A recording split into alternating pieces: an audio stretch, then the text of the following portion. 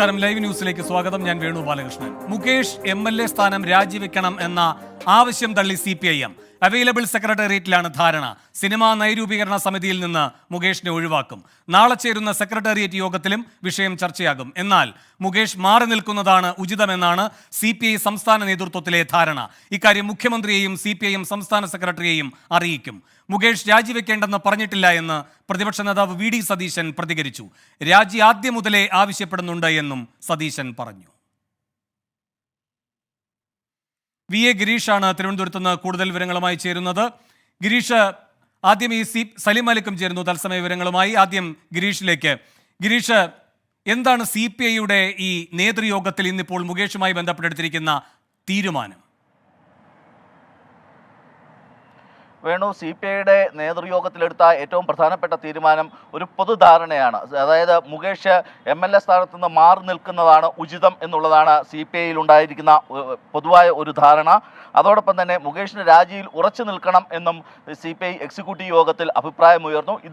ഇതിനെ കൂടി കണക്കിലെടുത്തുകൊണ്ടാണ് മുകേഷ് MLA സ്ഥാനത്ത് നിന്ന് മാറി നിൽക്കുന്നതാണ് ഉചിതം എന്ന ഒരു നിലപാടിലേക്ക് CPI എത്തിയത്. ഇക്കാര്യം CPM സംസ്ഥാന സെക്രട്ടറി MV ഗോവിന്ദൻ മാസ്റ്ററുമായും അതോടൊപ്പം തന്നെ മുഖ്യമന്ത്രി പിണറായി വിജയനുമായും സംസാരിക്കും. മുഖ്യമന്ത്രിയെയും അതോടൊപ്പം സംസ്ഥാന സെക്രട്ടറിയും ഇക്കാര്യം അറിയിക്കുന്നതിന് വേണ്ടി CPI സംസ്ഥാന സെക്രട്ടറി ബിനോയ് വിശ്വത്തെ ചുമതലപ്പെടുത്തുകയും ചെയ്തിട്ടുണ്ട്. ബിനോയ് വിശ്വം ഇവരുമായി സംസാരിച്ച CPIയുടെ ഈ വിഷയത്തിലുള്ള നിലപാട് ഇതാണ് എന്ന് അറിയിക്കും. പക്ഷേ ഇക്കാര്യത്തിൽ അന്തിമമായ തീരുമാനമെടുക്കേണ്ടത് CPIM-ഉം അതോടൊപ്പം തന്നെ മുകേഷും ആണ് എന്ന് നേരത്തെ CPI സംസ്ഥാന സെക്രട്ടറി ബിനോയ് വിശ്വം എക്സിക്യൂട്ടീവിൽ ചൂണ്ടിക്കാട്ടിയിരുന്നു. ഈ സാഹചര്യത്തിൽ രാജി ആവശ്യം CPI കടുപ്പിക്കേണ്ടതില്ല എന്നൊരു അഭിപ്രായമാണ് ബിനോയ് വിശ്വത്തിൽ നിന്ന് ഉയർന്നത്. എന്നാൽ ഭൂരിപക്ഷം പേരും ഇക്കാര്യത്തിൽ മുകേഷ് രാജിവെക്കണം എന്ന ആവശ്യം ഉന്നയിക്കുകയായിരുന്നു. കാരണം ഇടതുപക്ഷത്തിന് ഒരു ധാർമ്മികതയുണ്ട്. ഒരു ജനപ്രതിനിധി ആയിരിക്കുന്നയാൾ ഈ ധാർമ്മികത പാലിക്കണം എന്നുള്ളതാണ് ഭൂരിപക്ഷം അംഗങ്ങളും അഭിപ്രായപ്പെട്ടത്. തുടർന്ന് വലിയ തരത്തിലുള്ള ഒരു അഭിപ്രായ ഭിന്നതയിലേക്ക് CPI കടന്നിരുന്നു എങ്കിൽ പോലും അവസാന നിമിഷത്തിൽ ഭൂരിപക്ഷത്തിന്റെ വികാരം ഉൾക്കൊണ്ടുകൊണ്ട് ഈ കാര്യം CPIM-നെ അറിയിക്കുന്നതിന് വേണ്ടി ഇപ്പോൾ തീരുമാനിക്കുകയായിരുന്നു. ഈ CPIയുടെ നിലപാട് അടുത്ത ദിവസങ്ങളിൽ തന്നെ ബിനോയ് വിശ്വം CPIM സംസ്ഥാന സെക്രട്ടറിയെയും അതോടൊപ്പം തന്നെ മുഖ്യമന്ത്രിയെയും അറിയിക്കും. വേണു, ഗിരീഷ്, രണ്ട് കാര്യങ്ങൾ. ഒന്ന്, ബിനോയ് ഇനി മാധ്യമങ്ങളെ കാണുമോ ഈ എക്സിക്യൂട്ടീവ് യോഗത്തിന് ശേഷം? രണ്ട്, CPIM അവൈലബിൾ സെക്രട്ടറിയുടെ തീരുമാനം എന്താണ്? വേണു, ഇക്കാര്യത്തിൽ ഇനി CPI സംസ്ഥാന സെക്രട്ടറി ബിനോയ് വിശ്വം മാധ്യമങ്ങളെ കാണില്ല എന്ന് അറിയിച്ചു കഴിഞ്ഞു. പറയാനുള്ളത് രാവിലെ പറഞ്ഞു. ഇതിനുശേഷം ഇനി പ്രതികരിക്കാനില്ല എന്നുള്ളതാണ് ബിനോയ് വിശ്വം ഇപ്പോൾ എടുത്തിരിക്കുന്ന ഒരു നിലപാട്. അതേസമയം CPIM സംസ്ഥാന അവൈലബിൾ സെക്രട്ടേറിയറ്റ് ഇന്ന് ചേരുകയുണ്ടായി.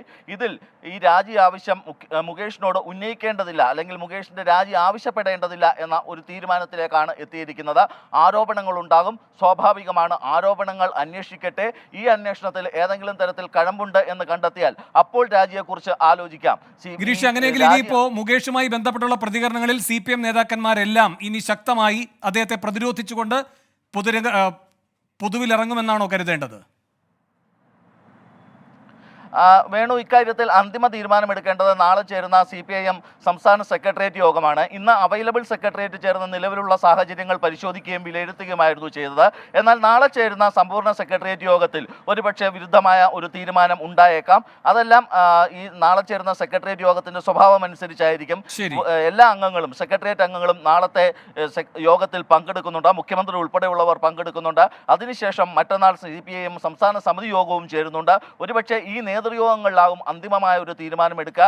ഏതായാലും നിലവിൽ ഇപ്പോൾ ഇന്ന് ചേർന്ന അവൈലബിൾ സെക്രട്ടേറിയറ്റ് യോഗം എത്തിയിരിക്കുന്നത് മുകേഷിനോട് രാജി ആവശ്യപ്പെടേണ്ട എന്നുള്ളതാണ്. പക്ഷേ അതേസമയം സിനിമാ നയരൂപീകരണ സമിതിയിൽ നിന്ന് ഒഴിവാക്കണം എന്നും ഇപ്പോൾ സെക്രട്ടേറിയറ്റ് യോഗം നിർദ്ദേശിച്ചിട്ടുണ്ട്. ഇതിനുവേണ്ടി ഈ സമിതി പുനഃസംഘടിപ്പിക്കുന്നതിനാണ് ഇപ്പോൾ CPIM സർക്കാരിന് നിർദ്ദേശം നൽകിയിരിക്കുന്നത്. വേണു, PA ഗിരീഷാണ് വിവരങ്ങൾ നൽകിയത്. സലിം മലിക്കും ചേരുന്നുണ്ട് തിരുവനന്തപുരത്ത് നിന്ന്. സലിം, പ്രതിപക്ഷ നേതാവ് മാധ്യമങ്ങളെ കണ്ടല്ലോ. ഈ രണ്ട് കോൺഗ്രസ് MLA-മാർ ആദ്യം രാജിവെക്കട്ടെ, അതിനുശേഷം മുകേഷ് സ്വാഭാവികമായും രാജിവെക്കേണ്ടി വരുമല്ലോ എന്ന LDF കൺവീനറുടെ ഇന്നത്തെ നിലപാടിനോടുള്ള സതീശന്റെ പ്രതികരണം എന്താണ്?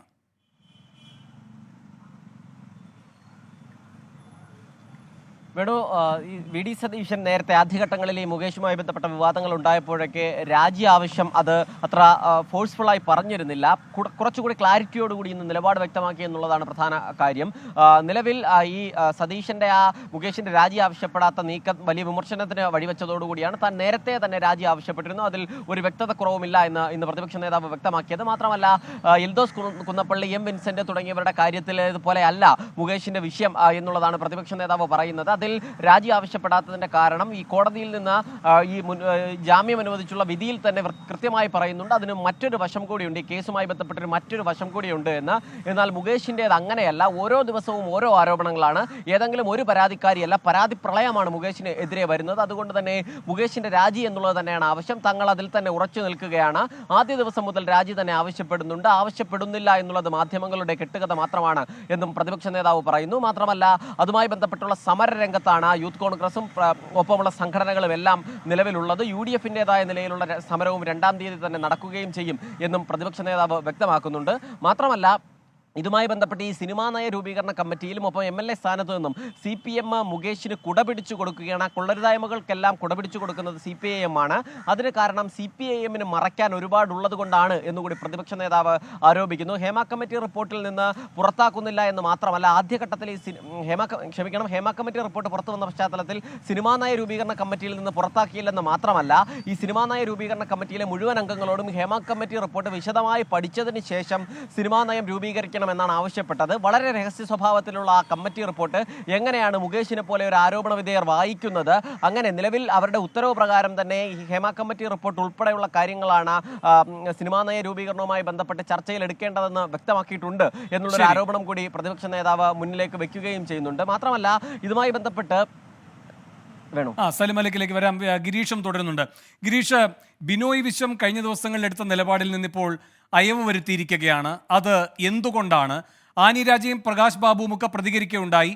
അപ്പോൾ അതിൻ്റെ അടിസ്ഥാനത്തിൽ ശക്തമായ പ്രതികരണത്തിലേക്ക് പോകാൻ ബിനോയിയെ തടഞ്ഞ ഘടകം എന്താണ്? വേണു, ഇക്കാര്യത്തിൽ എന്നും സ്ത്രീപക്ഷ നിലപാടാണ് ഇടതുപക്ഷത്തിന് ഉള്ളത് എന്നുള്ളതാണ് CPI സംസ്ഥാന സെക്രട്ടറി ബിനോയ് വിശ്വം കഴിഞ്ഞ ദിവസങ്ങളിലെല്ലാം ആവർത്തിച്ചത്. ഇന്ന് രാവിലെയും ഈ എക്സിക്യൂട്ടീവ് യോഗത്തിന് മുമ്പായും അദ്ദേഹം ചൂണ്ടിക്കാട്ടിയത് ഈ ഇടതുപക്ഷ നിലപാട് തന്നെയാണ്. പക്ഷേ അദ്ദേഹത്തിൻ്റെ ഏറ്റവും പ്രധാനപ്പെട്ട ഒരു കാര്യം അദ്ദേഹം ചൂണ്ടിക്കാണിച്ചത്, ഒരു വിഷയത്തിൽ നിലപാടെടുക്കണമെങ്കിൽ അല്ലെങ്കിൽ ഒരു തീരുമാനമെടുക്കണമെങ്കിൽ അതിന് കമ്മിറ്റി കൂടേണ്ടതുണ്ട്. ഈ കമ്മിറ്റി ചേർന്നിട്ടാണ് ഒരു നിലപാട് CPI എല്ലാ കാലവും പ്രഖ്യാപിച്ചിട്ടുള്ളത്. എന്നാൽ അതിന് വിരുദ്ധമായി ചില മുതിർന്ന നേതാക്കൾ ഇക്കാര്യത്തിൽ അഭിപ്രായം പറഞ്ഞിട്ടുണ്ട്. ഇതാണ് വലിയ തരത്തിലുള്ള അഭിപ്രായ വ്യത്യാസങ്ങൾ CPI-യിൽ ഉണ്ട് എന്നതിന് കാരണമായി തീർന്നത്. ഇക്കാര്യത്തിൽ സംസ്ഥാന നേതൃത്വം, അതായത് CPI സംസ്ഥാന സെക്രട്ടറി ബിനോയ് വിശ്വത്തിനുൾപ്പെടെ കടുത്ത അതൃപ്തിയുണ്ട്. ആനി രാജയും പ്രകാശ് ബാബുവും CPI സംസ്ഥാന നേതൃത്വവുമായി കൂടിയാലോചിക്കാതെ ഇത്തരത്തിൽ ഒരു അഭിപ്രായ പ്രകടനം പരസ്യമായി പറഞ്ഞു. മുകേഷിൻ്റെ രാജി ശക്തമായി ആവശ്യപ്പെട്ടു എന്നും ഈ വിഭാഗം ചൂണ്ടിക്കാണിക്കുന്നുണ്ട്. സ്വാഭാവികമായും CPM ആണ് ഇക്കാര്യത്തിൽ ഒരു തീരുമാനമെടുക്കേണ്ടത്. CPI-യുടെ ആഭ്യന്തര പ്രശ്നമല്ല, CPIM-ന്റെ ആഭ്യന്തര പ്രശ്നമാണിത്. ഇക്കാര്യത്തിൽ അന്തിമ തീരുമാനമെടുക്കേണ്ടത് CPIM ആണ്. നിലപാട് പറയുക, അത് CPIM-നെ അറിയിക്കുക മാത്രമാണ് CPI-ക്ക് ചെയ്യാനുള്ളത് എന്നുള്ളതാണ് ബിനോയ് വിശ്വത്തിനോട് അടുപ്പമുള്ളവർ ചൂണ്ടിക്കാട്ടുന്നത്. അതുകൊണ്ട് തന്നെ മുന്നണിയിൽ ഒരു തർക്കമുണ്ട് എന്ന് വരുത്തി തീർത്തുകൊണ്ട് പരസ്യമായി ഈ വിഷയത്തിൽ അഭിപ്രായം പറയേണ്ടതില്ല എന്ന് നേരത്തെ തന്നെ CPI ഒരു നിലപാടെടുത്തിരുന്നു. മന്ത്രിമാർക്കും അതോടൊപ്പം മറ്റ് മുതിർന്ന നേതാക്കൾക്കും ഈ നിലപാട് കൈമാറുകയും ചെയ്തിരുന്നു. എന്നാൽ മന്ത്രിമാർ ഇതനുസരിച്ചുവെങ്കിലും മറ്റു മുതിർന്ന നേതാക്കൾ ഇതനുസരിക്കുന്നില്ല എന്നുള്ളതാണ് ബിനോയ് വിശ്വത്തോട് അടുപ്പമുള്ളവർ ചൂണ്ടിക്കാട്ടുന്നത്. ഒരു പാർട്ടിയുടെ ആഭ്യന്തര കാര്യത്തിൽ ഇടപെടുന്നതിന് പരിമിതിയുണ്ട്. പക്ഷേ അതേസമയം തങ്ങളുടെ നിലപാട് അറിയിക്കുക എന്ന ദൗത്യം CPI നിറവേറ്റും എന്നുള്ളതാണ് ഇപ്പോൾ ബിനോയ് വിശ്വത്തോട് അടുപ്പമുള്ളവർ പറയുന്നത്. അതുതന്നെയാണ് ഇന്നത്തെ എക്സിക്യൂട്ടീവിൽ ഉണ്ടായത് എന്നും ഇവർ ചൂണ്ടിക്കാട്ടുന്നു. ശരി, VA ഗിരീഷും സലിം മാലിക്കുമാണ് തിരുവനന്തപുരത്ത് നിന്ന് വിവരങ്ങളുമായി ചേർന്നത്. മുകേഷ് തൽക്കാലം MLA സ്ഥാനം രാജിവെക്കേണ്ടെന്ന് KK ശൈലജ 24-നോട്. കുറ്റം തെളിഞ്ഞാൽ മാത്രം ജനപ്രതിനിധികൾ രാജിവെക്കേണ്ടതുള്ളൂവെന്നും ശൈലജ. സിനിമാ നയരൂപീകരണ കമ്മിറ്റിയിൽ മുകേഷ് തുടരുന്നതിൽ തീരുമാനം എടുക്കേണ്ടത് സർക്കാരാണെന്നും ശൈലജ പറഞ്ഞു. നമ്മൾ കാണേണ്ടത് ഇതിൽ ഇടതുപക്ഷം വലതുപക്ഷം ഒന്നൊന്നുമില്ല. ആരാണോ കുറ്റവാളി ശിക്ഷിക്കപ്പെടണം എന്നുള്ളതാണ്. ഇടതുപക്ഷമായാലും മറ്റേത് പക്ഷമായാലും പരാതി പറയാനുള്ളവർക്ക് നിർഭയം വന്ന് പറയാനും ആ പരാതിയിൽ കഴമ്പുണ്ടെന്ന് കണ്ടാൽ കോടതി മുമ്പാകെ ആ കാര്യങ്ങൾ എത്തിക്കാനും, അപ്പോൾ ആ കുറ്റവാളി ശിക്ഷിക്കപ്പെടണം. UDF-ൻ്റെ MLA-മാർ രാജിവെച്ചിട്ടില്ലല്ലോ എന്നുള്ള ന്യായീകരണമല്ല വസ്തുത. അതിൻ്റെ മീറ്റിംഗ് എല്ലാം ചേർന്നിട്ടല്ലേ തീരുമാനിക്കാൻ പറ്റുള്ളൂ. വളരെ ഗുരുതരമായിട്ടുള്ള കുറ്റകൃത്യങ്ങൾ ചെയ്തു എന്ന് അന്വേഷണ കമ്മീഷന് മുമ്പാകെ വന്ന തെളിവുകൾ അനുസരിച്ച് ബോധ്യമായാൽ അത്തരം ആളുകൾ സിനിമാ നയം രൂപീകരിക്കുന്നതിൻ്റെ വക്താക്കളാകേണ്ടതില്ല എന്നുള്ളത് തന്നെയാണ് എൻ്റെ വ്യക്തിപരമായ അഭിപ്രായം. ലൈംഗിക പീഡന പരാതിയിൽ ആരോപണ വിധേയനായ എം മുകേഷ് MLA സ്ഥാനം രാജിവെക്കണമെന്ന് NK പ്രേമചന്ദ്രൻ MP ആവശ്യപ്പെട്ടു. അതിജീവിതകളോട് നീതി കാട്ടാതെ സംസ്ഥാന സർക്കാർ വേട്ടക്കാരെ സംരക്ഷിക്കുന്നു. CPIM ഇരട്ടത്താപ്പാണ് സ്വീകരിക്കുന്നത്. തിലകനെ സീരിയൽ രംഗത്ത് നിന്ന് ഒഴിവാക്കിയ ആത്മാഭാരവാഹികളും രാജിവെക്കണമെന്നും NK പ്രേമചന്ദ്രൻ ആവശ്യപ്പെട്ടു. ഈ സാഹചര്യത്തിൽ ശ്രീ M മുകേഷ് കേരള നിയമസഭാംഗമായി തുടരുന്നത് രാഷ്ട്രീയമായ മര്യാദയ്ക്ക്, രാഷ്ട്രീയ ധാർമ്മികതയ്ക്ക് നിരക്കുന്നതല്ല. തിലകൻ എന്ന് പറയുന്ന ഭാവനാസമ്പന്നമായിട്ടുള്ള സീരിയലിൽ പോയി ജീവിക്കാൻ കഴിയുമോ എന്ന് ആലോചിച്ചപ്പോ ആത്മയുടെ സഹായത്തോടുകൂടി അവിടെ പ്രവർത്തിക്കുന്ന അമ്മയ്ക്ക് സമാനമായിട്ടുള്ള ആത്മയുടെ സഹായത്തോടുകൂടി സീരിയൽ രംഗത്തു നിന്നും തിലകനെ പുറത്താക്കി. എന്തേ ആത്മാഭാരവാഹികൾ രാജിവെക്കുന്നില്ല? സിദ്ദിഖിനെതിരായ ലൈംഗിക പീഡന പരാതിയിൽ തിരുവനന്തപുരം മസ്കോട്ട് ഹോട്ടലിലെ പരിശോധന പൂർത്തിയായി. 2016 ജനുവരി 28-നാണ് സിദ്ദിഖ് ഇവിടെ താമസിച്ചത് എന്ന് അന്വേഷണ സംഘം കണ്ടെത്തി. സംവിധായകൻ രഞ്ജിത്തിനെതിരായ കേസിൽ ഇന്ന് സംവിധായകൻ ജോഷി ജോസഫിന്റെ സാക്ഷിമൊഴി രേഖപ്പെടുത്തും. ജയസൂര്യക്കെതിരായ പീഡന പരാതിയിൽ പരാതിക്കാരിയുടെ രഹസ്യമൊഴിയെടുക്കാനും തീരുമാനിച്ചു. കേസുകൾ ഇന്ന് തന്നെ പ്രത്യേക അന്വേഷണ സംഘത്തിന് കൈമാറും. വിവരങ്ങളുമായി അജീഷ് ജയകുമാർ തിരുവനന്തപുരത്ത് നിന്ന് ചേരുന്നു. അജീഷ്, സംഘം മസ്കോട്ട് ഹോട്ടലിലെത്തുന്നു. എത്ര നേരമായിരുന്നു പരിശോധന? എന്തൊക്കെ രേഖകൾ കണ്ടെത്തി? എന്തൊക്കെയാണ് വിവരങ്ങൾ?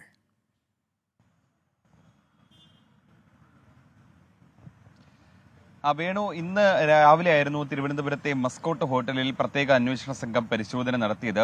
കന്റോൺമെന്റ് ACPയുടെ നേതൃത്വത്തിലുള്ള സംഘമായിരുന്നു അവിടെ പരിശോധന നടത്തിയത്. ഏതാണ്ട് 2 മണിക്കൂറോളം നേരം സംഘം അവിടെ പരിശോധന നടത്തിയിരുന്നു. പ്രധാനമായും ഈ സിദ്ദിഖ് അവിടെ മുറിയെടുത്തിരുന്ന ദിവസം തന്നെ ഈ പരാതിക്കാരിയായ യുവനടി അവിടെ എത്തിയിരുന്നു എന്നടക്കമുള്ള വിവരങ്ങൾ ശേഖരിക്കാനാണ് അന്വേഷണ സംഘം എത്തിയത്. ഇതിന്റെ അടിസ്ഥാനത്തിൽ രജിസ്റ്ററാണ് പ്രധാനമായും പരിശോധിച്ചത്. ഈ രജിസ്റ്ററിൽ പരിശോധിച്ചതിൽ നിന്ന് സിദ്ദിഖ് 2016 ജനുവരി 28-ന് അവിടെ മുറിയെടുത്തിരുന്നതായി കണ്ടെത്തി.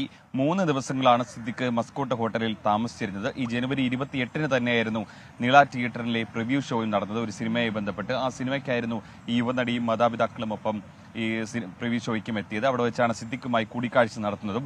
ഈ കൂടിക്കാഴ്ചക്കിടയിൽ ഒരു സിനിമയുടെ ഡിസ്കഷനുമായി ബന്ധപ്പെട്ട് താൻ താമസിക്കുന്ന മസ്കോട്ട് ഹോട്ടലിലേക്ക് വരാൻ സിദ്ദിഖ് ആവശ്യപ്പെട്ടുവെന്നാണ് യുവനടി ആരോപിക്കുന്നത്. പോലീസിന് കൊടുത്ത മൊഴിയിലും ഇത് പറയുന്നു. ഇതിന്റെ അടിസ്ഥാനത്തിലാണ് ഈ ഹോട്ടലിലേക്ക് പോയത്. ഈ ഹോട്ടലിൽ പോയപ്പോഴേക്കും അവിടുത്തെ രജിസ്റ്ററിൽ, അതിൽ സന്ദർശക രജിസ്റ്ററിൽ തന്റെ ഈ യുവനടിയുടെ പേരും അതിൽ ഒപ്പും എഴുതിയിട്ടിട്ടുണ്ടായിരുന്നു. ഒപ്പം തന്നെ ആരെയാണ് കാണാൻ പോകുന്നത് എന്നുള്ള വിവരവും ഈ രജിസ്റ്ററിൽ ഉണ്ടായിരുന്നു. ആ രജിസ്റ്ററും പോലീസ് കണ്ടെത്തുകയുണ്ടായിരുന്നു. സിദ്ദിഖ് താമസിച്ചിരുന്നത് ഈ മസ്കോട്ട് ഹോട്ടലിന്റെ 1-ാം നിലയിലെ മുറിയിലായിരുന്നു. ഈ മുറി നമ്പർ ഓർമ്മയില്ലെന്നായിരുന്നു പെൺകുട്ടി പോലീസിന് നൽകിയിരുന്ന മൊഴി. പോലീസ് പക്ഷേ ഈ മുറിയിലടക്കം പരിശോധിച്ചിരുന്നു. 2016-ൽ നടന്ന സംഭവമായതുകൊണ്ട് തന്നെ CCTVയുടെ ദൃശ്യങ്ങൾ ലഭിക്കാനുള്ള സാധ്യത വളരെ കുറവാണ്. സാധാരണ ഈ മസ്കോട്ട് ഹോട്ടലിലടക്കം നമ്മൾ അന്വേഷിച്ചപ്പോൾ മനസ്സിലായത് ഏതാണ്ട് 2 മാസത്തോളം മാത്രമാണ് CCTV ദൃശ്യങ്ങൾ സ്റ്റോർ ചെയ്ത് വയ്ക്കുന്നത്. അതിനുശേഷം ഇപ്പോൾ നഷ്ടപ്പെട്ടു പോയ വിഷ്വൽസും പരമാവധി 2 വർഷം കഴിഞ്ഞാലും ഒക്കെ റിക്കവർ ചെയ്തെടുക്കാൻ പറ്റും. അങ്ങനത്തെ ചില പ്രത്യേക കേസുകളിലൊക്കെ അങ്ങനെ പോലീസ് ചെയ്യാറുമുണ്ട്. പക്ഷേ ഇതിപ്പോൾ 8 വർഷം കഴിഞ്ഞതുകൊണ്ട് തന്നെ CCTV ദൃശ്യങ്ങൾ തിരിച്ചെടുക്കുക ഏറെ പ്രയാസമാണ്. അതുകൊണ്ടാണ് ഈ രജിസ്റ്റർ പോലീസ് പരിശോധിച്ചത്. ഈ രജിസ്റ്ററിൽ നിന്ന് ഈ പെൺകുട്ടി 28-ാം തീയതി ഹോട്ടലിൽ വന്നതായും സിദ്ദിഖ് താമസിച്ചിരുന്ന മുറിയിലേക്ക് പോയിരുന്നതായും അത് രജിസ്റ്ററിൽ രേഖപ്പെടുത്തിയിരുന്നതായും പോലീസ് കണ്ടെത്തിയിട്ടുണ്ട്. ഈ തെളിവുകൾ പ്രത്യേക അന്വേഷണ സംഘം ശേഖരിച്ചു. കന്റോൺമെന്റ് AC ശേഖരിച്ചു കൊണ്ടുപോയി അത് പ്രത്യേക അന്വേഷണ സംഘത്തിന് കൈമാറുകയും ചെയ്യും. മറ്റൊരു പ്രധാനപ്പെട്ട കാര്യമെന്ന് പറയുന്നത് ഈ ജയസൂര്യക്കെതിരായ പരാതിയാണ്. ഈ ജയസൂര്യക്കെതിരായ പരാതിയിൽ കേസെടുത്തിരിക്കുന്നത് തിരുവനന്തപുരം കന്റോൺമെന്റ് പോലീസാണ്. അത് സെക്രട്ടേറിയറ്റിൽ ഒരു സിനിമാ ചിത്രീകരണവുമായി ബന്ധപ്പെട്ടാണ് ഈ മോശം പ്രവൃത്തി ജയസൂര്യയുടെ ഭാഗത്തു നിന്നുണ്ടായെന്നാണ് കൊച്ചി സ്വദേശിയായ നടി പരാതി നൽകിയിരിക്കുന്നത്. ഈ 2008-ലാണ് ആ സംഭവം നടക്കുന്നത്. ബാലചന്ദ്ര മേനോൻ സംവിധാനം ചെയ്ത ദേ ഇങ്ങോട്ട് നോക്കി എന്ന സിനിമയ്ക്കിടയിലായിരുന്നു ഈ സംഭവം നടക്കുന്നത്. സെക്രട്ടേറിയറ്റ് ചില സിനിമകൾക്ക് വാടകയ്ക്ക് നൽകാറുണ്ടായിരുന്നു. ഈ വാടകയ്ക്ക് നൽകിയതിന്റെ രേഖകൾ പ്രത്യേക അന്വേഷണ സംഘം പൊതുഭരണ വകുപ്പിനോടും ആവശ്യപ്പെട്ടിട്ടുണ്ട്. അവിടെയും ഈ CCTV ദൃശ്യങ്ങൾ ആ സമയത്തുണ്ടായിരുന്നെങ്കിൽ പോലും അതെല്ലാം തിരിച്ചെടുക്കുന്നത് വളരെ ബുദ്ധിമുട്ടായ കാര്യമാണ്. അതെല്ലാം നഷ്ടപ്പെട്ടു പോയിട്ടുണ്ടെന്നാണ് വിലയിരുത്തൽ. അതുകൊണ്ടാണ് ഈ സിനിമ ഈ പ്രൊഡക്ഷൻ ആളുകൾക്ക് ഇത് വാടകയ്ക്ക് നൽകിയതിന്റെ രേഖകൾ പൊതുഭരണ വകുപ്പിനോട് ചോദിച്ചിരിക്കുന്നത്. ആ രേഖകളും ഉടൻ തന്നെ അന്വേഷണ സംഘം കൈപ്പറ്റും. ഒപ്പം തന്നെ ഈ 2 കേസുകളിലും, അതായത് ഈ രഞ്ജിത്തിനെതിരെ പരാതി നൽകിയത് ബംഗാളി നടിയായിരുന്നു. ബംഗാളി നടിയുടെ മൊഴി വീഡിയോ കോൾ മുഖേന അന്വേഷണ സംഘം ആദ്യ ദിവസം തന്നെ ശേഖരിച്ചിരുന്നു. ഈ കേസിൽ മറ്റൊരു തെളിവുകളുമില്ല. ആകെ തെളിവുകളായിട്ടുള്ളത് സാക്ഷിമൊഴികളാണ്. ഇതിലെ പ്രധാന സാക്ഷി എന്ന് പറയുന്നത് ഡോക്യുമെന്ററി സംവിധായകനായ ജോഷി ജോസഫാണ്. ജോഷി ജോസഫ് ഈ പെൺകുട്ടി ഇങ്ങനെ രഞ്ജിത്തിന്റെ ഭാഗത്ത് നിന്ന് മോശമായ പെരുമാറ്റം ഉണ്ടായി എന്നുള്ളത് അന്ന് തന്നെ പറഞ്ഞിരുന്നു. മാധ്യമങ്ങളോടും ഇക്കാര്യം വെളിപ്പെടുത്തിയിരുന്നു. ജോഷി ജോസഫിന്റെ മൊഴി രേഖപ്പെടുത്തലാണ് പ്രധാനപ്പെട്ട കാര്യം. ഇതിനായി അന്വേഷണ സംഘം കൊച്ചിയിലെത്തിയിട്ടുണ്ട്. ഇന്ന് വൈകിട്ട് എറണാകുളത്തെ തമ്മനത്തെ വീട്ടിൽ വെച്ച് ജോഷി ജോസഫിന്റെ സാക്ഷിമൊഴിയും അന്വേഷണ സംഘം രേഖപ്പെടുത്തും. അങ്ങനെ വളരെ പെട്ടെന്ന് തന്നെ ചടുലമായ നീക്കത്തിലൂടെ അന്വേഷണ സംഘം ഈ അന്വേഷണം വേഗത്തിൽ കൊണ്ടുപോവുകയാണ്. ഇനി അടുത്ത ഘട്ടത്തിൽ പ്രതികളെ ചോദ്യം ചെയ്യുന്നതാണ് ഏറ്റവും പ്രധാനപ്പെട്ട നീക്കം. പ്രതികളായ സിദ്ദിഖ്, അതേപോലെ തന്നെ മുകേഷ്, രഞ്ജിത്ത് അടക്കമുള്ള എല്ലാവരെയും ഉടൻ തന്നെ ചോദ്യം ചെയ്യും. ഇതിന് അറസ്റ്റ് ഭയന്ന് പലരും ഇതിനോടകം തന്നെ ഹൈക്കോടതിയിലടക്കം മുൻകൂർ ജാമ്യ ഹർജിയും നൽകിയിട്ടുണ്ട്.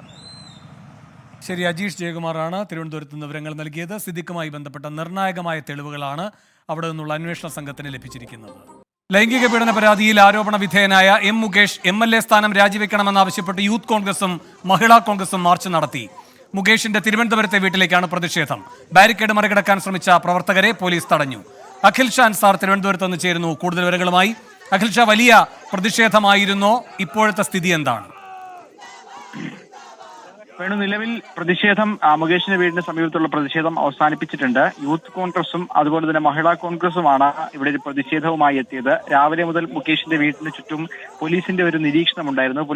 മെഡിക്കൽ കോളേജ് പോലീസ് സ്റ്റേഷനുമായി ബന്ധപ്പെട്ടുള്ള പോലീസ് ഉദ്യോഗസ്ഥർ ഇവിടെ ഈ ശക്തമായ നിരീക്ഷണം ഈ മുകേഷിന്റെ വീടിന് പരിസരത്തായി ഉണ്ടായിരുന്നു. എന്തായാലും വൈകിട്ടോടു കൂടിയാണ് ആദ്യം യൂത്ത് കോൺഗ്രസ് പ്രവർത്തകർ ഇങ്ങോട്ട് ഈ വീടിന് സമീപത്തേക്ക് മാർച്ച് ചെയ്ത് വരുന്നത്. ഇതിന് പിന്നാലെ പോലീസ് അവരെ ബാരിക്കേഡ് വെച്ച് തടഞ്ഞു. പക്ഷേ അവർ ബാരിക്കേഡ് തകർത്ത് മുന്നിലേക്ക് പോകാൻ ശ്രമിച്ചതിനെ തുടർന്ന് ചെറിയ സംഘർഷാവസ്ഥ ഉണ്ടായി. അതിന് തൊട്ട് പിന്നാലെയാണ് മഹിളാ കോൺഗ്രസിന്റെ ഒരു സംഘം പ്രതിഷേധവുമായി എത്തിയത്. അത്തരത്തിൽ ഇവർ രണ്ടുപേരും പ്രതിഷേധം തുടർന്നതോടുകൂടിയാണ് കുറച്ച് ആളുകൾ ഈ ബാരിക്കേഡ് മറികടന്ന് അപ്പുറത്തേക്ക് പോവുകയും അതൊരു സംഘർഷാവസ്ഥയിലേക്ക് കാര്യങ്ങൾ നീങ്ങുകയും ചെയ്തത്. വലിയ സംഘർഷമല്ല എങ്കിൽ പോലും നേരിയൊരു സംഘർഷം ഉണ്ടായി. പോലീസ് എന്നാൽ അത് കൃത്യമായി ഇടപെടുകയും ഈ ബാരിക്കേഡ് മറികടന്ന് മുകേഷിന്റെ വീട്ടിലേക്ക് ഓടിയവരെ അവിടെ നിന്ന് പിടിച്ചു മാറ്റുകയും ചെയ്തിട്ടുണ്ട്. എന്തായാലും മുകേഷ് രാജിവെക്കണമെന്ന് ആവശ്യപ്പെട്ടുള്ള പ്രതിഷേധം അത് ശക്തമാവുകയാണ്. CPI ഉൾപ്പെടെയുള്ളവർ ഈ മുകേഷ് രാജിവെക്കണം എന്നുള്ള നിലപാട് അറിയിച്ചിട്ടും എന്തുകൊണ്ട് CPIM മുകേഷിനെ സംരക്ഷിക്കുന്നുള്ള ചോദ്യം പ്രതിഷേധക്കാരുടെ ഭാഗത്തു നിന്നുണ്ടായിരുന്നു. എന്തായാലും സർക്കാർ ഇതിൽ യാതൊരുവിധ നടപടിയും എടുക്കുന്നില്ല എന്നുള്ളതാണ്.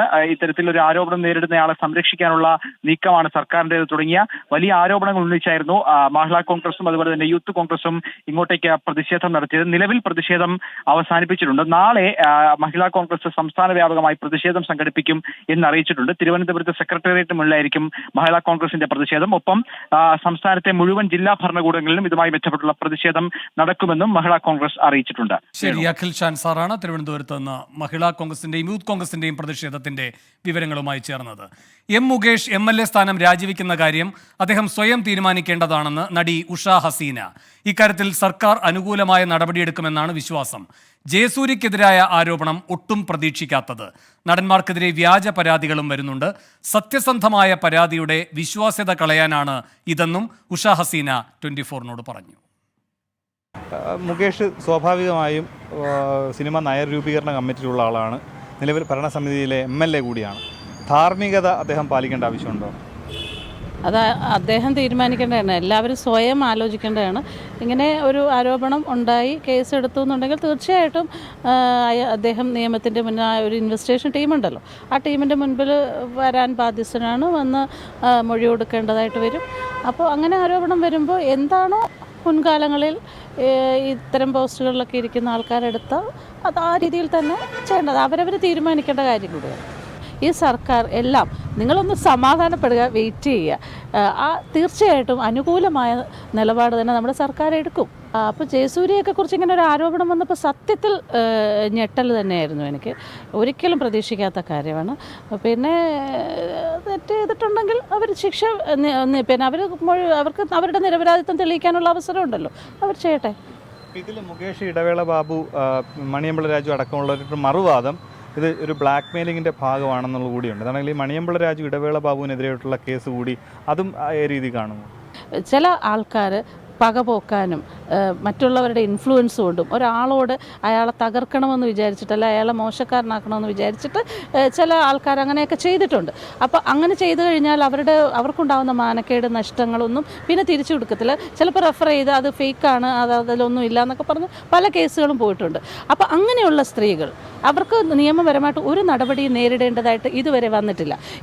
ഇനി അതിൻ്റെ കൂടെ തുടക്കമായിരിക്കണം ഇത്. അത്തരത്തിൽ ആരെങ്കിലും വ്യാജ പരാതിയുമായിട്ട് വന്നിട്ടുണ്ടെങ്കിൽ അവർക്കെതിരെ അവരെയും നിയമത്തിൻ്റെ മുൻപിൽ കൊണ്ടുവരണം.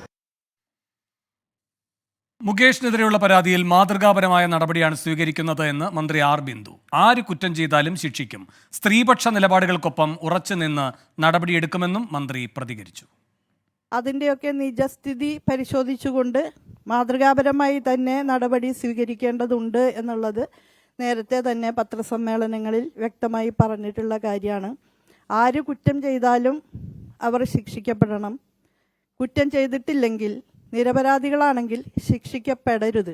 സ്ത്രീപക്ഷ നിലപാടിൽ ഉറച്ചു നിന്നുകൊണ്ടുള്ള നടപടികളാണ് സ്വീകരിച്ചു വരുന്നത്. അതിൻ്റെ ഭാഗമായിട്ട് ഉത്തരവാദപ്പെട്ട സംവിധാനങ്ങൾ എന്നുള്ള നിലയ്ക്ക് ഉചിതമായിട്ടുള്ള നടപടികൾ സ്വീകരിക്കുമെന്ന് തന്നെയാണ് ഞാൻ പ്രതീക്ഷിക്കുന്നത്. സിനിമയിലെ നയരൂപീകരണ സമിതിയിൽ 2 പേർ ആരോപണങ്ങൾ നേരിടുന്നവരെന്ന് മുസ്ലിം ലീഗ്. ഇവരാണ് അംഗങ്ങൾ എങ്കിൽ സിനിമാ വ്യവസായത്തിന് വേറെ വല്ല പേരും നൽകേണ്ടി വരുമെന്ന് ജനറൽ സെക്രട്ടറി PMA സലാം പരിഹസിച്ചു. മുകേഷ് ഒരു നിമിഷം പോലും തുടരരുത് എന്ന് CPI നേതാവ് ആനി രാജ പറഞ്ഞു കഴിഞ്ഞെന്നും സലാം. ഉണ്ണികൃഷ്ണനാണെങ്കിലും മുകേഷ് ആണെങ്കിലും അവരെ വെച്ചുകൊണ്ടാണ് നയരൂപീകരണ സമിതി ഉണ്ടാക്കാൻ ഗവൺമെന്റ് മുന്നോട്ട് പോകുന്നത്. അവരുടെ നയങ്ങളാണ് സിനിമയിൽ പ്രാവർത്തികമാക്കാൻ പോകുന്നതെങ്കിൽ സിനിമ വ്യവസായത്തിന് വേറെ എന്തെങ്കിലും പേരിടലായിരിക്കും നന്നാവുക. പേര് ഞാൻ പറയുന്നില്ല. CPIയുടെ അഖിലേന്ത്യാ നേതാവ് ശ്രീമതി ആനി രാജ പറഞ്ഞത് ഒരു നിമിഷം പോലും തുടരാൻ അർഹതയില്ല, പെട്ടെന്ന് രാജിവെക്കണമെന്നാണ്. അതിലപ്പുറം ഞങ്ങളെന്താ പറയേണ്ടത്? സിനിമാ മേഖലയിലെ ലൈംഗികാരോപണങ്ങളിൽ കേസെടുത്തെങ്കിലും തിടുക്കപ്പെട്ട് അറസ്റ്റ് വേണ്ട എന്ന നിലപാടിലാണ് സർക്കാർ. താരങ്ങളെ ഒന്നടങ്കം അറസ്റ്റ് ചെയ്താൽ സിനിമാ വ്യവസായം പ്രതിസന്ധിയിലാകും എന്ന ആശങ്ക സർക്കാരിനുണ്ട്. പരാതികളിൽ കോടതി ഇടപെട്ട് എന്ന നിലപാടായിരിക്കും സർക്കാർ സ്വീകരിക്കുക. മുകേഷ് അടക്കം സിനിമാ മേഖലയിലെ പ്രമുഖർ പ്രതികളായ കേസിൽ കരുതലോടെയാണ് സർക്കാർ നീക്കം. പരാതികളിൽ കേസെടുത്തെങ്കിലും തിടുക്കപ്പെട്ട് അറസ്റ്റ് വേണ്ടെന്ന നിലപാടിലാണ് സർക്കാർ. താരങ്ങളെ ഒന്നടങ്കം അറസ്റ്റ് ചെയ്താൽ സിനിമാ വ്യവസായം പ്രതിസന്ധിയിലാകുമെന്ന് സർക്കാരിന് ആശങ്കയുണ്ട്. സിനിമാ കോൺക്ലേവിനെ പോലും അത് ബാധിക്കുമെന്നും സർക്കാർ വിലയിരുത്തുന്നു. എന്നാൽ പൊതുസമൂഹത്തെ വിശ്വാസത്തിലെടുക്കാൻ ചടുലമായ നടപടി തുടരാനാണ് സർക്കാരിന്റെ തീരുമാനം. മൊഴി രേഖപ്പെടുത്തൽ, തെളിവ് ശേഖരണം, രഹസ്യമൊഴിയെടുക്കൽ, കനത്ത വകുപ്പ് ചുമത്തി FIR ഇടൽ എന്നിവ തുടരും. അതേസമയം പ്രതികളായ താരങ്ങൾ മുൻകൂർ ജാമ്യത്തിനുള്ള നീക്കം ആരംഭിച്ചിട്ടുണ്ട്. അതിൽ കോടതി തീരുമാനം വരും വരെ സർക്കാർ കാത്തിരിക്കാനാണ് സാധ്യത. വിജയ് ബാബുവിൻ്റേതടക്കം സമാനമായ പരാതികളിൽ നേരത്തെ കോടതി ഇടപെടട്ടെ എന്ന നിലപാടാണ് എടുത്തത് എന്നതും സർക്കാർ ഉയർത്തിക്കാട്ടും. ശ്രീകാന്ത്, 24, കൊച്ചി. കാസ്റ്റിംഗ് കൗച്ച് ആരോപണം ഉന്നയിച്ച ജൂനിയർ ആർട്ടിസ്റ്റ് K അമൃതയുടെ മൊഴിയെടുക്കുന്നു. കോഴിക്കോട് പേരാമ്പ്രയിലെ വീട്ടിലെത്തിയാണ് പ്രത്യേക അന്വേഷണ സംഘം മൊഴിയെടുക്കുന്നത്. സമീർ C. മുഹമ്മദ് കോഴിക്കോട് നിന്ന് കൂടുതൽ വിവരങ്ങളുമായി ചേരുന്നു. സമീർ, എന്തായിരുന്നു വെളിപ്പെടുത്തൽ? എന്തൊക്കെയാണ് ഇതിലെ തുടർ നിയമ നടപടികളുടെ പുരോഗതി?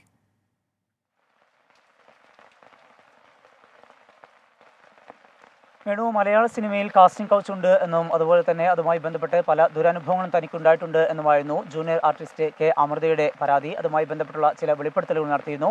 ഒപ്പം തന്നെ ഹേമ കമ്മിറ്റി റിപ്പോർട്ടിന്റെ പശ്ചാത്തലത്തിൽ രൂപീകരിച്ച അന്വേഷണ സമിതിക്ക് മുമ്പാകെ, അന്വേഷണ ഉദ്യോഗസ്ഥർക്ക് മുമ്പാകെ ഇതുമായി ബന്ധപ്പെട്ട വിശദാംശങ്ങൾ നൽകാൻ താൻ ഒരുക്കമാണ് എന്നും അമൃത വ്യക്തമാക്കിയിരുന്നു. അതിന്റെ അടിസ്ഥാനത്തിലാണ് ഇപ്പോൾ അന്വേഷണ സംഘം പേരാമ്പ്രയിലുള്ള ഈ വീട്ടിലെത്തിക്കൊണ്ട് മൊഴിയെടുക്കുന്നത്.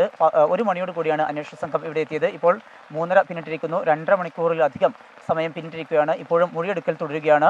ഷൈജു എന്ന് പരിചയപ്പെടുത്തിയ നിർമ്മാതാവ് തനിക്ക് വലിയ ഓഫറുകൾ വാഗ്ദാനം ചെയ്തു എന്നും അഡ്ജസ്റ്റ്മെന്റ് ചെയ്യാൻ തയ്യാറാണ് എങ്കിൽ ഈ ജൂനിയർ ആർട്ടിസ്റ്റിൽ നിന്ന് നടിയായി ഉയർത്താമെന്നും തനിക്ക് വാഗ്ദാനം നൽകി എന്നാണ് പ്രധാനപ്പെട്ട അമൃതയുടെ ആരോപണം. ഒപ്പം തന്നെ അതുമായി ബന്ധപ്പെട്ടുള്ള ചില ഫോൺ സന്ദേശങ്ങൾ, ഫോൺ കോളിൻ്റെ വിശദാംശങ്ങളുണ്ട്. അതുപോലെ തന്നെ വിവിധ സന്ദേശങ്ങൾ അയച്ചതിൻ്റെ വിശദാംശങ്ങളുണ്ട്. അതെല്ലാം തന്നെ അന്വേഷണ ഉദ്യോഗസ്ഥർക്ക് കൈമാറും എന്നും അമൃത വ്യക്തമാക്കിയിരുന്നു. അത്തരം കാര്യങ്ങളെല്ലാം തന്നെ ഇപ്പോൾ അന്വേഷണ ഉദ്യോഗസ്ഥർ പരിശോധിച്ചു വരികയാണ്. ഈ മൊഴിയെടുക്കൽ ഇപ്പോഴും തുടരുകയാണ്. വേണു. ശരി, സമീർ സി മുഹമ്മദാണ് കോഴിക്കോട് നിന്ന് വിവരങ്ങളുമായി ചേർന്നത്. മാധ്യമപ്രവർത്തകരെ കയ്യേറ്റം ചെയ്തതിൽ സുരേഷ് ഗോപിക്കെതിരെ നൽകിയ പരാതിയിൽ കോൺഗ്രസ് നേതാവ് അനിൽ അക്കരയുടെ മൊഴി പോലീസ് രേഖപ്പെടുത്തി. രാമനിലയം ഗസ്റ്റ് ഹൌസിൽ നടന്ന സംഭവങ്ങളുടെ ദൃശ്യങ്ങൾ അനിൽ അക്കര ഹാജരാക്കി. വിവരങ്ങളുമായി സൂരജ് സജി തൃശ്ശൂരിൽ നിന്ന് ചേരുന്നു. സൂരജ്, എന്താണ് അനിൽ മൊഴി നൽകിയതായി അറിയാൻ കഴിയുന്നത്? പോലീസ് ഇപ്പോൾ ഈ സുരേഷ് ഗോപിയുടെ പരാതിയും പരിഗണിക്കുന്നുണ്ട്. അങ്ങനെ വരുമ്പോൾ ആർക്കെതിരെയാണ് പോലീസിന്റെ നീക്കമെന്ന് സൂചനകൾ ലഭിക്കുന്നുണ്ടോ?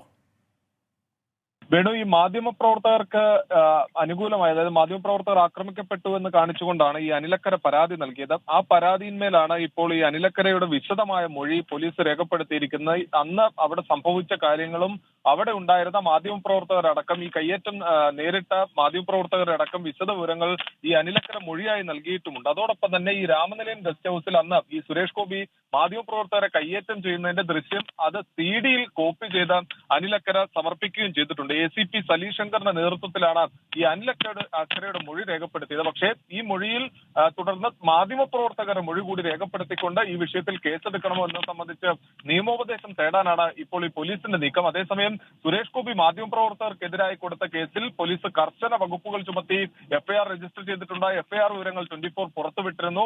ജാമ്യമില്ലാ വകുപ്പുകൾ അടക്കം ചേർത്തുകൊണ്ടാണ് ഈ മാധ്യമപ്രവർത്തകർക്കെതിരെ ഇന്ന് പോലീസ് കേസെടുത്തിരിക്കുന്നത്. അതോടൊപ്പം തന്നെ KUWJ, മാധ്യമപ്രവർത്തകരുടെ തൊഴിലാളി സംഘടനയായിട്ടുള്ള KUWJ ഈ വിഷയത്തിൽ ശക്തമായ പ്രതിഷേധവും രേഖപ്പെടുത്തുന്നുണ്ട്. വേണു. ശരി, സുരേഷ് ഗോപി മാധ്യമപ്രവർത്തകരെ കയ്യേറ്റം ചെയ്ത സംഭവത്തിൽ പരാതിക്കാരൻ അനിൽ അക്കരയുടെ മൊഴി പോലീസ് എടുത്തു. സൂരജ് സജിയാണ് തൃശ്ശൂരിൽ നിന്ന് വിവരങ്ങൾ നൽകിയത്. സംസ്ഥാനത്ത് അടുത്ത 5 ദിവസം ശക്തമായ മഴയ്ക്ക് സാധ്യത. കോഴിക്കോട്, കണ്ണൂർ, കാസർഗോഡ് ജില്ലകളിൽ ഇന്ന് ഓറഞ്ച് അലർട്ടും. പത്തനംതിട്ട, കോട്ടയം, എറണാകുളം, ഇടുക്കി, തൃശൂർ, പാലക്കാട്, മലപ്പുറം, വയനാട് ജില്ലകളിൽ യെല്ലോ അലർട്ടും പ്രഖ്യാപിച്ചു. ഹരികൃഷ്ണൻ തിരുവനന്തപുരത്ത് നിന്ന് കൂടുതൽ വിവരങ്ങളുമായി ചേരുന്നു. ഹരികൃഷ്ണൻ, എന്തൊക്കെയാണ് ഈ മഴയുമായി ബന്ധപ്പെട്ട കാലാവസ്ഥാ പ്രവചനം? കേരളത്തിൽ വീണ്ടും മഴ കനക്കാൻ സാധ്യതയുണ്ടെന്നാണ് കേന്ദ്ര കാലാവസ്ഥാ വകുപ്പ് അറിയിക്കുന്നത്. സൗരാഷ്ട്ര കച്ച് മേഖലയ്ക്ക് മുകളിൽ സ്ഥിതി ചെയ്യുന്ന അതിതീവ്ര ന്യൂനമർദ്ദം ഇന്ന് അറബിക്കടലിൽ എത്തിച്ചേരുന്ന അടക്കമുള്ള സാഹചര്യങ്ങളാണ് ഈ കേരളത്തിലെ മഴ സാഹചര്യം ശക്തമാക്കുന്നത്. ഇന്നടക്കം അടുത്ത 5 ദിവസം വ്യാപകമായ മഴ ലഭിക്കുന്നതിനുള്ള സാധ്യതയുണ്ടെന്നുള്ളതാണ് കാലാവസ്ഥാ വകുപ്പ് പറയുന്നത്. വടക്കൻ കേരളത്തിൽ ഇന്നും നാളെയും അതിശക്തമായ മഴയ്ക്ക് സാധ്യതയുണ്ട്. 11 ജില്ലകളിൽ മഴ മുന്നറിയിപ്പ് നൽകിയിട്ടുണ്ട്. തിരുവനന്തപുരം, കൊല്ലം, ആലപ്പുഴ ഒഴികെയുള്ള മറ്റ് എല്ലാ ജില്ലകളിലും മഴ മുന്നറിയിപ്പുണ്ട്. കോഴിക്കോട്, കണ്ണൂർ, കാസർഗോഡ് ജില്ലകളിൽ ഇന്ന് ഓറഞ്ച് അലർട്ടാണ്. കോഴിക്കോട്, വയനാട്, കണ്ണൂർ, കാസർഗോഡ് ജില്ലകളിൽ നാളെയും ഓറഞ്ച് അലർട്ട് പ്രഖ്യാപിച്ചിട്ടുണ്ട്. പത്തനംതിട്ട, കോട്ടയം, എറണാകുളം, ഇടുക്കി, തൃശൂർ, പാലക്കാട്, മലപ്പുറം, വയനാട് ജില്ലകളിലാണ് ഇന്ന് യെല്ലോ അലർട്ട് പ്രഖ്യാപിച്ചിട്ടുള്ളത്. ഏതായാലും അടുത്ത ദിവസങ്ങളിൽ മഴ പെയ്യാൻ ശക്തമായ മഴയ്ക്കുള്ള സാധ്യതയുണ്ട് എന്നുള്ളതാണ് കാലാവസ്ഥാ വകുപ്പ് അറിയിക്കുന്നതിൽ ഏറ്റവും പ്രധാനപ്പെട്ട കാര്യം. ഇടിമിന്നൽ അപകടകാരികളായുള്ള ഇടിമിന്നലാണ്. അതും ഏറെ ശ്രദ്ധിക്കേണ്ടതാണ് എന്ന് കാലാവസ്ഥാ വകുപ്പ് മുന്നറിയിപ്പ് നൽകുന്നുണ്ട്. അതേപോലെ തീരദേശവാസികളും മലയോര മേഖലയിലുള്ളവരും ജാഗ്രത പാലിക്കണമെന്നും കാലാവസ്ഥാ വകുപ്പ് അറിയിക്കുന്നുണ്ട്. വേണം. ശരി, അടുത്ത 5 ദിവസം ശക്തമായ മഴയ്ക്ക് സാധ്യതയെന്ന് കാലാവസ്ഥാ മുന്നറിയിപ്പ്. ഹരികൃഷ്ണനാണ് തിരുവനന്തപുരത്ത് നിന്ന് വിവരങ്ങളുമായി ചേർന്നത്. കേരള യൂണിവേഴ്സിറ്റി കലോത്സവത്തിലെ ഗ്രേസ് മാർക്ക് തട്ടിപ്പ് കേസിൽ ഇടപെട്ട് ഹൈക്കോടതി. 6 ഗ്രൂപ്പ് ഇനങ്ങൾക്ക് ഗ്രേസ് മാർക്കും സർട്ടിഫിക്കറ്റും നൽകുന്നത് തടഞ്ഞു. 2 ആഴ്ചത്തേക്കാണ് ഇടക്കാല stay. Maranalloor Christ Nagar college വിദ്യാർത്ഥി അശ്വിൻ നൽകിയ ഹർജിയിലാണ് കോടതി വിധി. എസ് ശ്രീകാന്ത് കൊച്ചിയിൽ നിന്ന് ചേരുന്നു കൂടുതൽ വിവരങ്ങളുമായി. ശ്രീകാന്ത്, അശ്വിന്റെ പരാതി എന്തായിരുന്നു? കോടതിയുടെ നടപടിയുടെ വിശദാംശങ്ങൾ എന്താണ്? ഈ കേരള യൂണിവേഴ്സിറ്റി കലോത്സവ ഗ്രേസ് മാർക്കിൽ തട്ടിപ്പ് നടന്നു എന്നുള്ളതായിരുന്നു ഈ അശ്വിന്റെ പരാതി. അതിന്മേലാണ് ഹർജി വന്നത്. അതിൽ ഇപ്പോൾ ഹൈക്കോടതി ഇടപെട്ടിരിക്കുന്നു. 6 ഗ്രൂപ്പ് ഇനങ്ങൾക്ക് ഗ്രേസ് മാർക്കും സർട്ടിഫിക്കറ്റും നൽകുന്നത് ഹൈക്കോടതി തടഞ്ഞു. 2 ആഴ്ചത്തേക്കാണ് ഇടക്കാല സ്റ്റേ. ക്രമക്കേട് ആരോപിച്ച 6 ഗ്രൂപ്പ് മത്സര ഇനങ്ങൾക്കാണ് ഈ സ്റ്റേ ബാധകമാകുന്നത്. ഹർജിക്കാരൻ അശ്വിൻ എന്നയാളാണ്. മാറനല്ലൂർ ക്രൈസ്റ്റ് നഗർ കോളേജിലെ വിദ്യാർത്ഥിയാണ്. ശരി ശ്രീകാന്ത്, തുടരുക. മറ്റൊരു വാർത്തയുടെ വിവരങ്ങൾ കൂടി അറിയേണ്ടതുണ്ട്. KSRTC പെൻഷൻ വിഷയത്തിൽ ഇടപെട്ട് ഹൈക്കോടതി. പെൻഷൻ കിട്ടാതെ ആത്മഹത്യ ചെയ്യുന്ന സംഭവങ്ങൾ ദുഃഖകരമാണ്. ഓഗസ്റ്റ് മാസത്തെ പെൻഷൻ ഉടൻ നൽകണമെന്നും സെപ്റ്റംബറിലെ പെൻഷൻ വൈകരുത് എന്നും സർക്കാരിനോട് കോടതി നിർദ്ദേശിച്ചു. എസ് ശ്രീകാന്ത് തുടരുന്നുണ്ട്. ശ്രീകാന്ത്, വിശദാംശങ്ങൾ.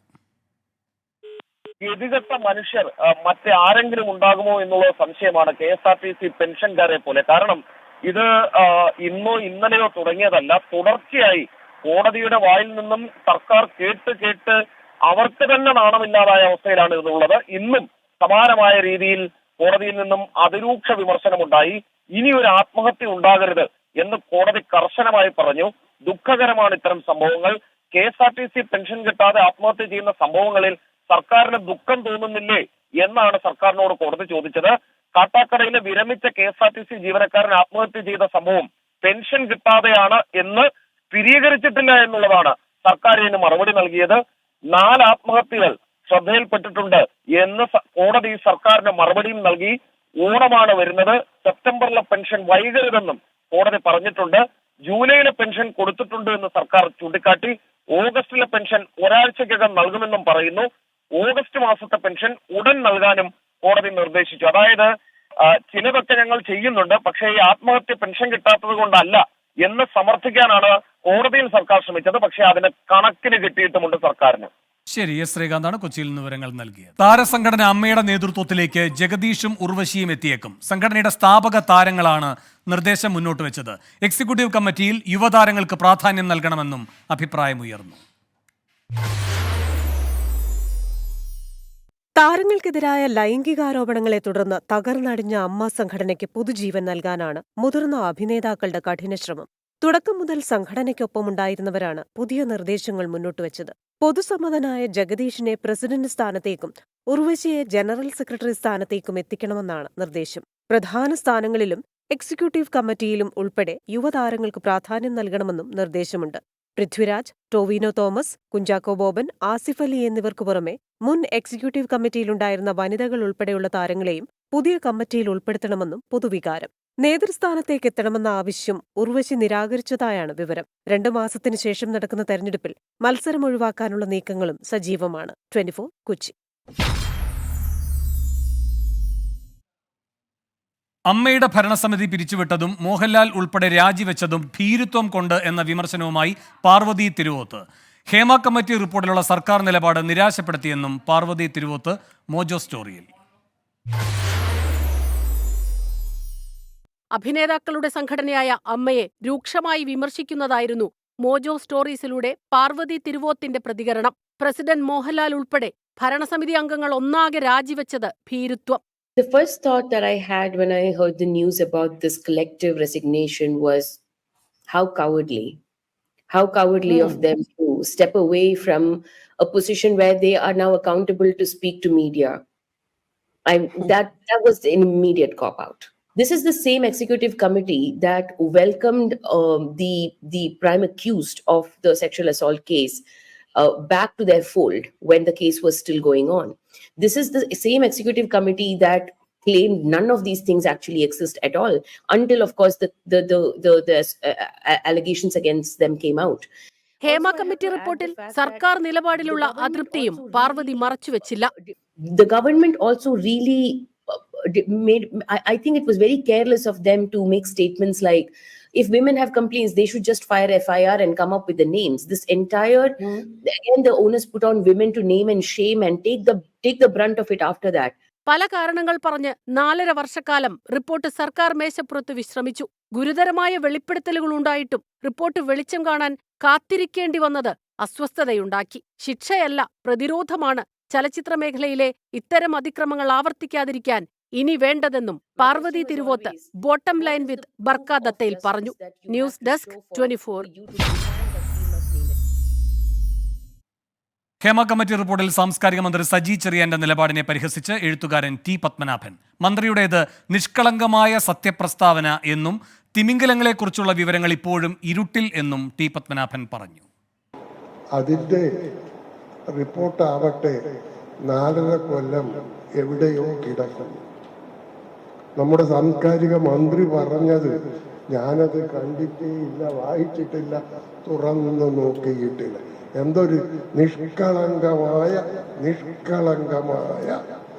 ഒരു സത്യപ്രസ്താവനയാണ്. ഇതിൽ പലരെയും എനിക്കറിയാം, പലരും എൻ്റെ പരിചയക്കാരും സുഹൃത്തുക്കളുമാണ്. ഇത് സംഭവിച്ചു കഴിഞ്ഞു. പിന്നെ സംഭവിക്കാൻ പാടില്ലാത്ത ആ ചെയ്തികളുടെ ഒരു പരമ്പരയാണ് ഇവിടെ ഉണ്ടാകുന്നത്. അവസാനം വിവരാവകാശ കമ്മീഷൻ പറഞ്ഞതിൻ്റെ അടിസ്ഥാനത്തിൽ കുറച്ച് പേജുകൾ, അപ്പോൾ തന്നെ ആദ്യത്തെ കുറേ പേജുകൾ ഇപ്പോഴും ഇരുട്ടിലാണ്. അതിലാണ് ഏറ്റവും വലിയ തിമിംഗലങ്ങളെ കുറിച്ചുള്ള പ്രസ്താവനയുള്ളത്. അതിപ്പോഴും ഇരുട്ടിലാണ്. സൗദിയിലെ അൽ കോബാറിൽ മലയാളി കുടുംബത്തെ താമസ സ്ഥലത്ത് മരിച്ച നിലയിൽ കണ്ടെത്തി. കൊല്ലം സ്വദേശികളായ അനൂപ് മോഹൻ, ഭാര്യ വസന്തകുമാരി എന്നിവരാണ് മരിച്ചത്. ഇവരുടെ മകളായ 5 വയസ്സുകാരി ആരാധികയുടെ കരച്ചിൽ കേട്ടെത്തിയ സമീപവാസികൾ പോലീസിൽ വിവരമറിയിക്കുകയായിരുന്നു. പോലീസ് എത്തി വാതിൽ തുറന്നപ്പോഴാണ് ഇരുവരെയും മരിച്ച നിലയിൽ കണ്ടെത്തിയത്. വസന്തകുമാരി കട്ടിലിൽ മരിച്ചു കിടക്കുന്ന നിലയിലും അനൂപ് മോഹൻ തൂങ്ങി മരിച്ച നിലയിലുമായിരുന്നു. മരണകാരണം വ്യക്തമല്ല. മൃതദേഹം ദമാം മെഡിക്കൽ കോംപ്ലക്സ് ആശുപത്രി മോർച്ചറിയിലേക്ക് മാറ്റിയിരിക്കുകയാണ്. ഷിരൂർ മണ്ണിടിച്ചിലിൽ കാണാതായ അർജുനായി ഗംഗാവലി പുഴയിൽ വീണ്ടും നേവിയുടെ പരിശോധന. പുഴയിലെ അടിയൊഴുക്കാണ് പരിശോധിക്കുന്നത്. ഡ്രഡ്ജർ എത്തിക്കുന്നതിന് മുന്നോടിയായാണ് പരിശോധന. അരുൺ പൂപ്പറമ്പ ബംഗളൂരുവിൽ നിന്ന് കൂടുതൽ വിവരങ്ങളുമായി ചേരുന്നു. അരുൺ, ഇപ്പോൾ ഈ ദൗത്യം പുനരാരംഭിച്ചു എന്നാണോ കരുതേണ്ടത്? ഡ്രഡ്ജറിന്റെ കാര്യത്തിൽ കിട്ടുന്ന വ്യക്തമായ സൂചന എന്താണ്? വേണു, തെരച്ചിൽ പുനരാരംഭിച്ചതല്ല. ഇത് നിലവിൽ ഇപ്പോൾ നേവി അവിടെ പുഴയുടെ അടിയൊഴുക്ക് പരിശോധിച്ചതാണ്. 2 ദിവസം ഇടവിട്ട് നേവി പുഴയിൽ അടിയൊഴുക്ക് പരിശോധിക്കുന്നുണ്ട്. കഴിഞ്ഞ ദിവസം ജില്ലാ ഭരണകൂടം നിലവിലെ പുഴയിലെ സ്ഥിതി എന്താണെന്ന കാര്യത്തിൽ വിവരം തേടിയിരുന്നു. ഇതുമായി ബന്ധപ്പെട്ടാണ് കഴിഞ്ഞ ദിവസവും അതോടൊപ്പം തന്നെ ഇന്നും നേവി ഇപ്പോൾ പുഴയിൽ അടിയൊഴുക്ക് പരിശോധിച്ചത്. നിലവിൽ 4 നോട്ട്സായി പുഴയിൽ അടിയൊഴുക്ക് തുടരുന്നുണ്ട് എന്നതാണ് നേവി വൃത്തങ്ങളിൽ നിന്ന് നമുക്ക് ലഭിക്കുന്ന വിവരം. അതായത് ഇപ്പോൾ വേണു സൂചിപ്പിച്ച പോലെ ഡ്രഡ്ജർ എത്തുന്നതിന് മുന്നോടിയായിട്ടുള്ള പരിശോധനയാണ് നിലവിൽ നടന്നത്. ഇന്നലെ അർജുന്റെ കുടുംബവും ജനപ്രതിനിധികൾ ഉൾപ്പെടെ കർണാടക മുഖ്യമന്ത്രിയെ കണ്ടിരുന്നു. ഡ്രഡ്ജർ എത്തിക്കുന്നതിന് വേണ്ടിയിട്ടുള്ള നടപടികൾ അതിവേഗത്തിൽ പൂർത്തീകരിക്കും, ഉടൻ തന്നെ എത്തിച്ച് തെരച്ചിൽ പുനരാരംഭിക്കും എന്ന് പറഞ്ഞിരുന്നു. അതുമായി ബന്ധപ്പെട്ട പരിശോധനകളാണ് നിലവിൽ നടക്കുന്നത്. 4 നോട്ട്സാണ് നിലവിലെ പുഴയിൽ അടിയൊഴുക്ക്. അതായത് ഗംഗാവലി പുഴയിൽ നേരത്തെ ഉള്ളതിനേക്കാൾ അടിയൊഴുക്ക് കൂടിയിട്ടുണ്ട് എന്നതാണ് പരിശോധനയ്ക്ക് ശേഷം നേവി വ്യക്തമാക്കിയിട്ടുള്ളത്. വേണം. ശരി, അരുൺ പൂപ്പറമ്പയാണ് ബംഗളൂരുവിൽ നിന്ന് വിവരങ്ങളുമായി. ഇതോടെ ലൈവ് ന്യൂസ് അവസാനിക്കുന്നു.